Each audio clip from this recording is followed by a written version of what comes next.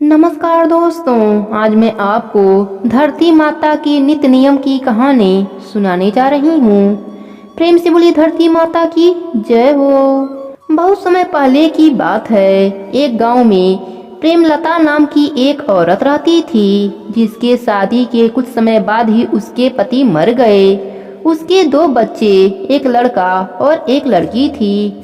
उसके पति के मृत्यु के बाद उसके घर की आर्थिक स्थिति ठीक नहीं थी। वह मेहनत मजदूरी करके अपने बच्चों का पालन पोषण करती थी। एक दिन उसकी भी मृत्यु हो गई। जब वह अंतिम सांस ले रही थी तो अपने बेटे से कहा, राहुल बेटा, अब तुम्हारी बहन 12 वर्ष की हो गई है, उसकी शादी कर देना और ध्यान देना कि उसका वर तुम्हारे जैसा हो और घर भी तुम्हारे जैसा हो। इतना कहते कहते उसकी सांसें बंद हो गई। राहुल अपनी माँ का अंतिम संस्कार करके अपने बहन के लिए शादी खोजने लगा। यही सिलसिला 4 वर्षों तक चलती रही। ना ही अपने जैसा वर पाया और ना ही अपने घर जैसा घर पाया। एक दिन उसके मन में विचार आया, क्यों ना मैं ही अपने बहन से शादी कर लूं, उसे मेरे जैसा वर भी मिल जाएगा और मेरे घर जैसा घर भी मिल जाएगा। शायद माँ की भी यही इच्छा थी, परंतु वह पूरी बात बताए बिना ही चली गई। खैर कोई बात नहीं, मैं बाजार से शादी का जोड़ा खरीद लाता हूँ।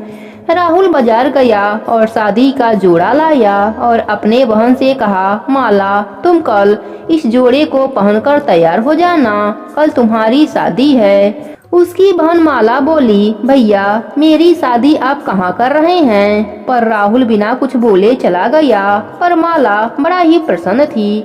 वह उछलती कूदती अपने पड़ोस में गई और सबको बताया कि मेरी शादी पक्की हो गई है और कल ही मेरी शादी है। मेरे भैया मेरे लिए शादी का जोड़ा भी ला दिए हैं। पड़ोस की काकी यह बात सुनी। उसने कहा, शादी पर किससे माला? माला बोली, मैं भी पूछी थी, पर भैया बिना कुछ बोले ही चले गए।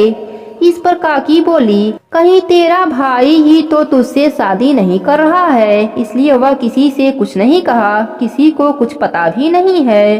शायद उसके मन में तुझे देखकर पाप आ गया है।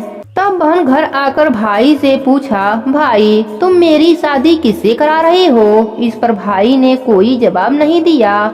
तब बहन समझ गई। उसने एक लोटे में जल लिया, चुनरी ली और चप्पल पहनकर जंगल की तरफ चली गई। जंगल में गाय चराने वाले ग्वालों ने उससे पूछा कि कहाँ जा रही हो, तो वह कुछ नहीं बोली।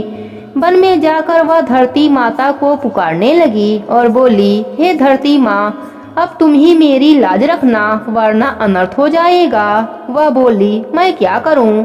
माँ मुझे अपने गोद में ले लो, नहीं तो अन्याय हो जाएगा।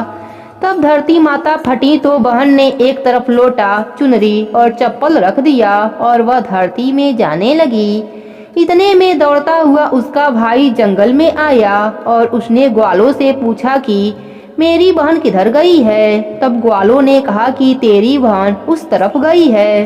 वह बहन बहन पुकारता हुआ उस तरफ दौड़ता है। जब वह देखता है कि उसकी बहन धरती में समा रही है, यह देखकर वह बहन को पुकारता हुआ उस तरफ दौड़ता है। तब तक उसकी बहन धरती में समा चुकी थी।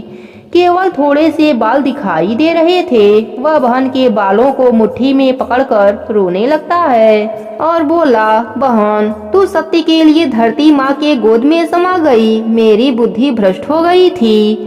माँ का वचन निभाने के लिए मेरे जैसा कोई वर नहीं मिला, इसलिए ऐसा विचार आया। ऐसा बोलकर वह जोर जोर से रोने लगा। पर धरती माँ ने सत्य के लिए बेटी को अपने में समा लिया।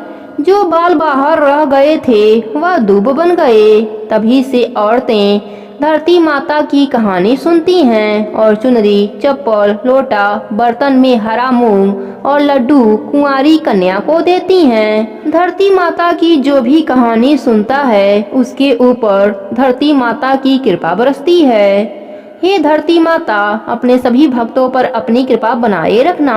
कहानी अधूरी हो तो पूरी करना, पूरी हो तो मान रखना। प्रेम से बोली धरती माता की जय हो।